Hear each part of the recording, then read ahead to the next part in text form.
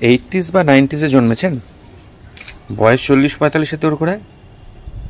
একবার ছোটবেলার কথাটা ভাবুন, তখন ঘন ঘন লোডশেডিং ছিল, আর লোডশেডিংয়ের সময় পড়তে বসলে খুব কষ্ট হতো।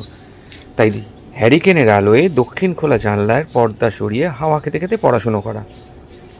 এসির হাওয়া ছিল না, দক্ষিণ খোলা জানলা ছিল আমার, আপনার, সবারই।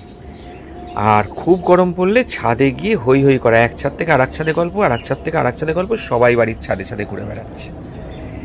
আর রোববারের সকালগুলো মনে পড়ে, রামায়ণ মহাভারতের ওই 1 ঘন্টা পাড়া প্রতিবেশী ভিড় করে একটা টিভির সামনে বসে আছি, হই হুল্লোড় করতে করতে টিভি দেখা, প্রতিবেশীদের মধ্যে গল্প, কত কিছু।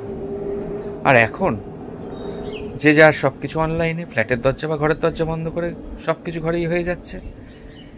টেকনোলজি থেকে মাঝে মাঝে একটু গ্যাপ দেওয়া ভালো, মন ভালো থাকবে। কষ্ট ছিল তখন, কিন্তু মনে হয় এখনকার থেকে একটু ভালো ছিলাম, তাই না? কি বলেন?